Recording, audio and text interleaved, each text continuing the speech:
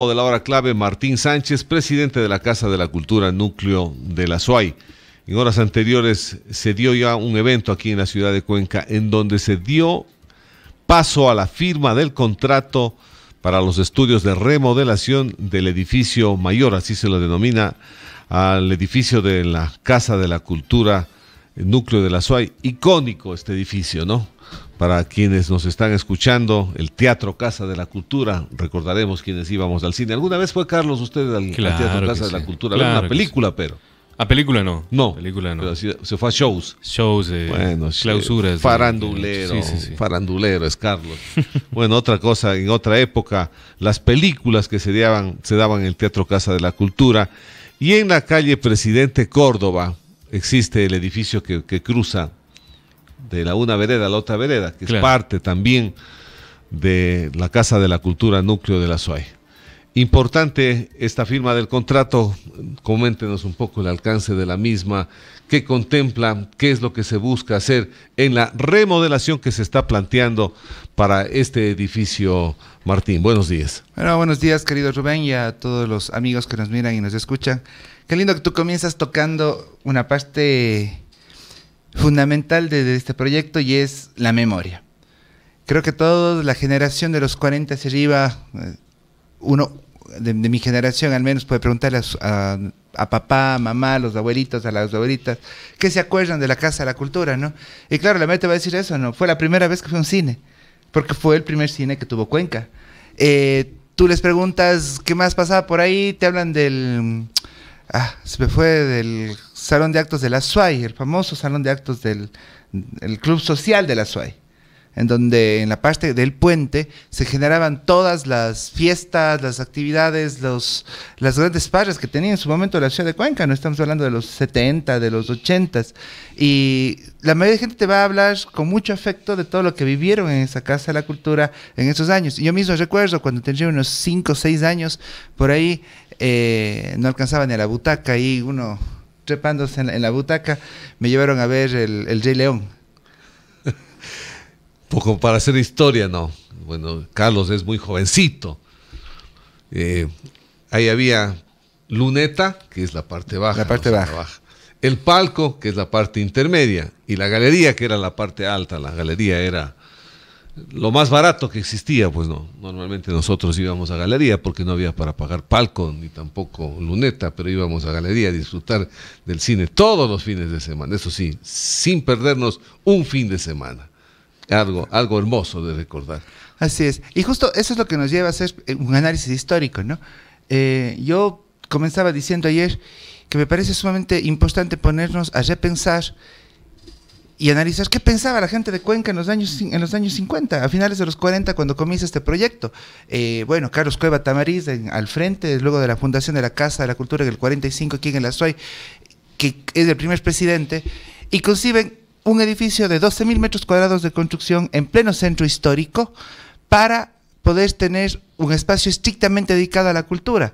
Esto nos lleva a pensar lo importante que era para Cuenca, para los ciudadanos cuencanos, las artes, las ciencias, las letras, la educación, la cultura en general.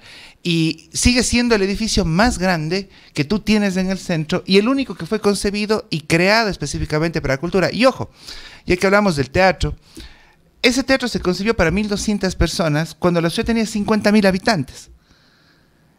De la fecha hacia acá no ha habido la construcción de un nuevo teatro. Recordemos que los dos que tenemos remodelados es Carlos Cueva y es del Teatro Sucre. Posterior habrá la construcción en los 80 del Banco Central, hoy Pumapungo, que tiene una capacidad para 700 personas. Pero ese fue el teatro más grande de la región, sigue siendo el más grande de toda la Sierra Ecuatoriana, a excepción de los teatros que existen en Quito. Y es el teatro que está emplazado aquí en la Casa de la Cultura, con todo el potencial de desarrollo que este nos puede permitir para una serie de actividades y temas culturales que permitan a la ciudadanía recibir obras de gran formato y a los productores también generar los eventos. Pero la casa no es solo el teatro, bien lo mencionaste tú, está el puente por encima de la Presidente Córdoba, no, claro, que hace muchos años dejó de ser puente y se pasó a ser una parte de la biblioteca y la otra parte unas bodegas. Cuando hay que repensarle y sabes que tenemos cómo generar un acceso que sirva como puente, que la gente puede ingresar. Tienes una terraza que es increíble con una vista hacia los dos lados de la ciudad. Ves desde el Cabo Gana hasta el Guaguayumi, ves el Cojitambo desde esa terraza, con las cúpulas de la catedral al fondo. Es decir, tienes una infraestructura ahí para poder transformarla ahora en el siglo XXI. Cumplió su función cuando fue construida en los 50. Transformarla ahora en un centro cultural gigantesco. Si quieres, hablemos de un espacio que permita tener una serie de circuitos con salas de cine. Tenemos que meter 4 salas de cine ahí, tenemos todo el subsuelo. ¿Por qué no unas 4 salas de cine de 60, 100 personas? ¿Para qué? Para motivar el cine local, para motivar el cine latinoamericano. ¿Por qué no también el comercial?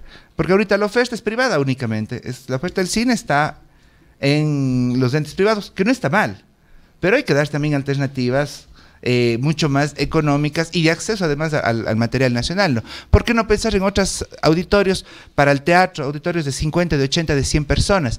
¿Por qué no pensar en este caso en desarmar la biblioteca, que este momento es un espacio anacrónico en su manejo, y pasar a un modelo de estantería abierta en 2, 3 pisos con salas de lectura para niños, además, especializado para niños y adolescentes, transformar el Archivo Nacional en un tema de acceso histórico a la gente, que la gente puede ingresar libremente y ver su historia. El Archivo Histórico de la Casa de la Cultura contiene el libro más antiguo notarial de toda Latinoamérica. Y eso está preservado ahí, y además que absorbido por condiciones de la ciudad. Hay que darle condiciones técnicas para mantener esos materiales que guardan, que cuentan la historia de nuestra ciudad.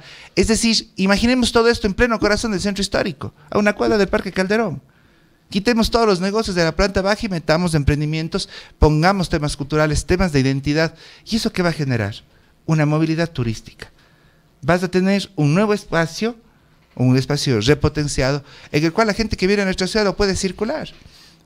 Y eso genera economía, no para nosotros, para todo lo circundante, para una reformación urbanística integral. Y luego hay que pensar también que la cultura genera desarrollo, la cultura genera economía. ¿Cómo no pensar que todo lo que el turista llega a ver en Cuenca no son los elementos culturales? El turismo vende lo que es cultura. Y ahora que estamos mirando que uno de los potenciales fuertes de Cuenca en este momento es el turismo, este edificio en el corazón de la ciudad nos puede realmente dar la vuelta. Imaginémonos cosas como las que pasaron en la central en Quito, en la Universidad Central en Quito, creo que fue la Católica hace unos 10, 15 años, que se logró traer, por ejemplo, una exposición de Goya, Picasso y Miró. ¿Cuántos de nosotros no viajamos allá a verla?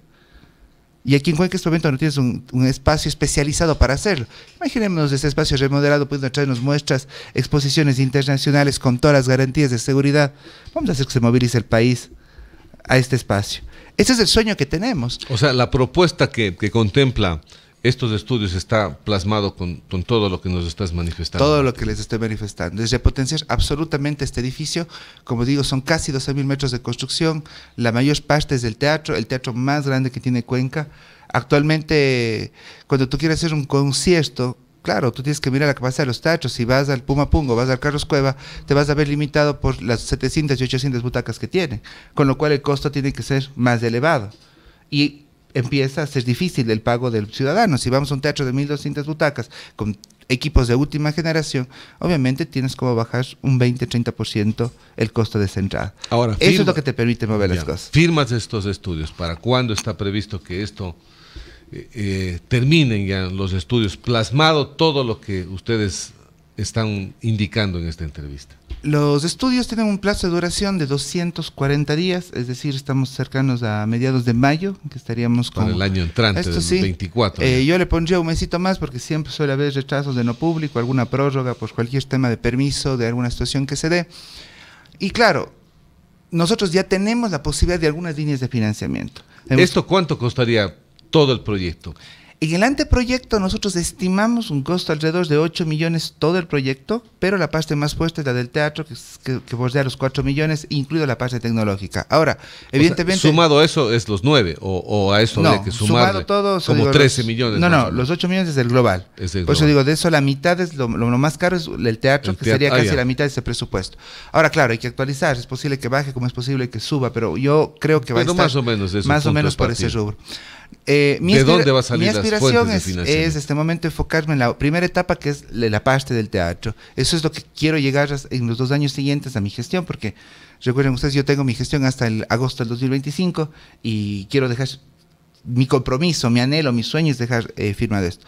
Hay algunas fuentes de financiamiento que hemos trabajado. Una de ellas es el propio BEDE, ya a través de un crédito reembolsable que podríamos acceder. Estuvimos trabajando ya los meses pasados para ver que seamos sujetos de crédito, cuál es la capacidad de endeudamiento que tiene la Casa de la Cultura como tal.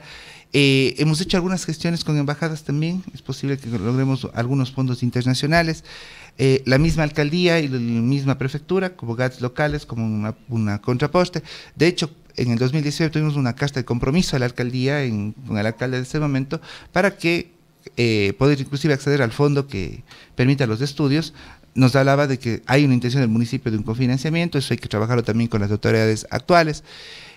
Tenemos también la posibilidad de la empresa privada a través del 150%. De hecho, ya nos acercamos a algunas empresas grandes del país para proponerles que a través del 150% de incentivo al impuesto a la renta para quienes patrocinen eventos, actividades y infraestructura cultural puedan accederlo. Estamos trabajando ya en eso.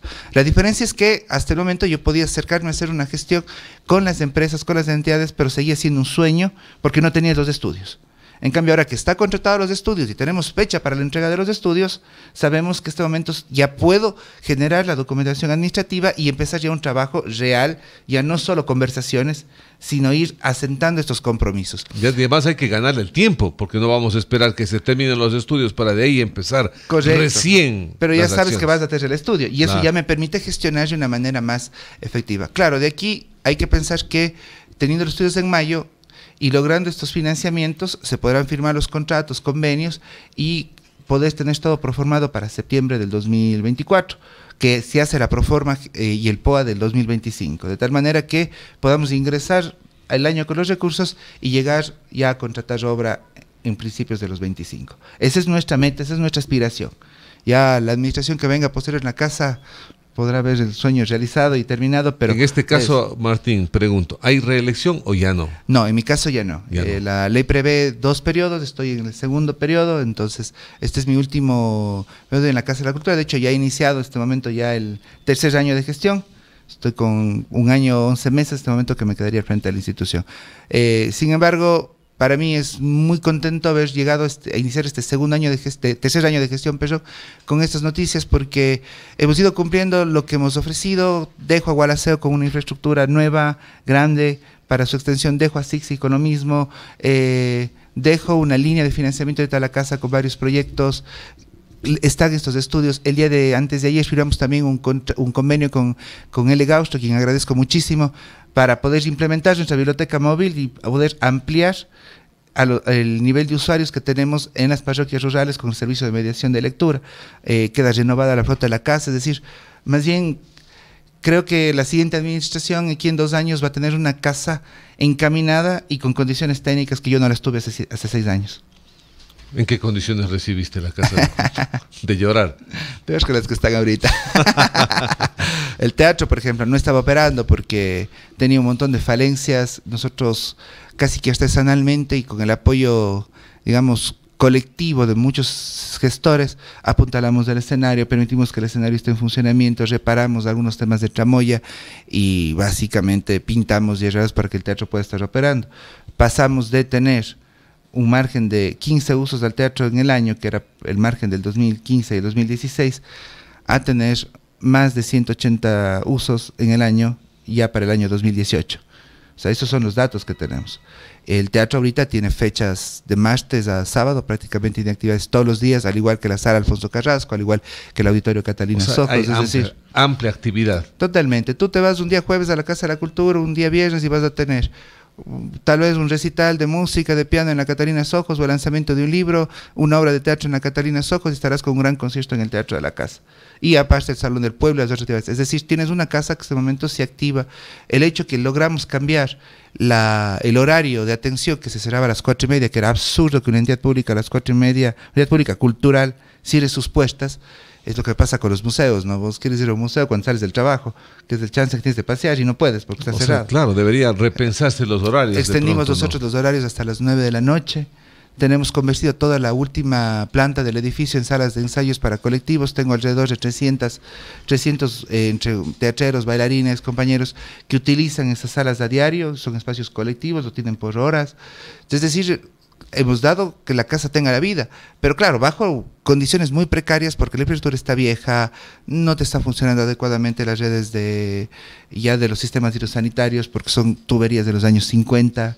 La casa tiene un gran problema en su edificación central que es, claro, en los 50 vos no tenías el criterio de inclusión, no existía, simplemente no hablaba de eso en ese entonces la sociedad. Entonces, claro, no tienes rampas de acceso para personas con discapacidad, no tienes un ascensor, que son elementos que actualmente son sumamente necesarios para garantizar el acceso de las y los ciudadanos a los diferentes espacios culturales. O sea, esta es una obra prioritaria, no hay nada más allá. Para mí es prioritario. Primero, que no ha habido otra inversión del Estado ecuatoriano, planteamos también eso, del Estado ecuatoriano en infraestructura cultural para Cuenca en muchos años. De hecho, ni siquiera la vida en el país. Recordemos que la última inversión que se hizo fue al final del gobierno de Correa, $24 millones, y lo hicieron en Loja, que fue el Teatro Benjamín Carrión, que debió haber costado no más allá de 15 o 16. En una ciudad de 150.000 habitantes, un teatro para 900 personas. Y hubo esta inversión. Aquí en La Soya ha estado absolutamente abandonado. No hay inversión pública en cultura. Recordemos lo que le pasa a la Sinfónica. Recordemos lo que está pasando con el Teatro Pumapungo, con la reserva de teatro. ¿En qué terminó lo de la Sinfónica? Ya se firmó entiendo yo, a ver, no tengo el dato oficial, puedo indicar lo que entiendo, que ya se firmó el acuerdo del comodato y la Sinfónica tiene fecha límite para salir de ahí sin que tenga todavía resuelto a dónde va a ir. Para salir del Banco Central. Para salir del edificio. Esa es la información que yo entiendo y que yo tengo, no la puedo corroborar al 100%. Imagínate, no tienes esa inversión y esto resulta la primera inversión que se hace en infraestructura pública del país, aquí en temas culturales. Hay que aprovechar esto, hay que meterle fuerza, hay que meterle todas las ganas, invitar a que nos sumemos como ciudadanía, porque esto es un espacio que queda para las y los ciudadanos. Yo lo dije desde el inicio, la Casa de la Cultura tiene que pasar de esa casa, de ese concepto del oculto, que solo los de sombrero de copa y moñito podían ingresar, a hacer un espacio del oculto hacia la cultivar, hacia la cultura, que ingresen todas las y los ciudadanos en un espacio que debe ser de ellos. El ciudadano de a pie tiene que decir, oye, entremos a cruzarnos el puente, a tomarnos una foto, y ese puente debe estar como una exposición para que la gente lo mire. La terraza debe transformarse en un gran espacio, una especie de rooftop pero con un escenario que permita la presentación y generar economía para grupos de música, tríos de jazz, de música nacional, en ese espacio tan lindo y que genere economía para los sectores. Recordemos, ojo, que la cultura tiene dos elementos básicos en temas de economía. Uno, es el mayor generador de empleo joven. Y dos, esto es muy importante, la cultura te permite recuperar derechos. Por cada $1 que vos inviertas en cultura, son $7 que tú te ahorras en seguridad. Porque imaginemos un espacio de estas dimensiones, en pleno centro, que se encuentre remodelado, repotenciado, vas a tener circulación de gente, vas a tener una economía activa. Eso de por sí permite mejorar temas de seguridad. La cultura es un elemento esencial para la seguridad. Así como en algún momento necesitas más policías, necesitas más militares, necesitas tomar el control, en otros tienes que devolverle a la ciudadanía el ejercicio del derecho del uso de la noche, el ejercicio del derecho del uso del espacio público, el ejercicio del derecho de tener actividades culturales. Y eso es generar ambiente familiar. ¿Y eso qué te genera? Barrio. El barrio que te genera seguridad. Y el proyecto también está enfocado en eso. Generar economía y por ende generar índices de seguridad en torno a lo que puede hacer la cultura. Somos privilegiados, querido Rubén. ¿Qué ciudad en el mundo, o en este país nomás, tiene el lujo de decir que tiene una infraestructura cultural de ese tamaño en el corazón de una ciudad histórica como Cuenca? Lo que pasa es que lo hemos visto como un puente, un edificio o más y olvidado en el centro. Recuerda tú mismo, cuando era la Casa de la Cultura decían el puente de los bomberos. Así es. No lo ubicábamos como el puente de la casa. Hoy ya la gente, la ciudadanía lo ubica como la Casa de la Cultura y hay que soñarle desde ese lado a la ciudad. Y claro, una de las ventajas del turismo que se desarrolla a través de la cultura es que es democrático, porque ganan todos, gana el señor que vende los chicles en la tienda, gana el taxista, gana el transportista, gana el artista, gana el artesano. Es decir, es una de las pocas actividades en las que efectivamente logras que la economía se distribuya más equitativamente que en otros espacios. Esperemos a que este anhelo de la ciudad, de la provincia, se plasme en el menor tiempo posible. Ya se ha dado el primer paso, que es la firma del contrato para los estudios. Esto se concretará ya a mediados del año entrante y de ahí sería el proceso ya de construcción, que tomará un tiempo más, pero ya el camino está este rato allanado. Muchas gracias y felicitaciones, Martín, por dar estos pasos importantes por el bien de la cultura aquí en el país y en la ciudad. Muchísimas gracias a ti, a W Radio siempre por abrirnos las puertas, y comentarles una cosita más. Los estudios tienen una etapa que es de socialización y de generar ideas desde el sector cultural y la ciudadanía de cómo redistribuir el uso de esos espacios. Entonces, también les daré la invitación, porque todos los ciudadanos y ciudadanas pueden apostar sus ideas también al proyecto. Hay una etapa específica para que puedan decir, oye, el puente transformémoslo en esto. Para esto está la ciudad. Este no es un edificio que nos pertenece a nosotros. Yo digo, es un edificio público, hay que entenderlo así. Ni siquiera le pertenece a la Casa de la Cultura, le pertenece a las y los cuencanos. Gracias a Martín Sánchez, presidente de la Casa de la Cultura, núcleo de la SUAY. Hasta aquí llegamos con nuestros amigos oyentes también de Radio K1 en esta mañana. Así es, muchas gracias. El día lunes estaremos de vuelta con ellos a través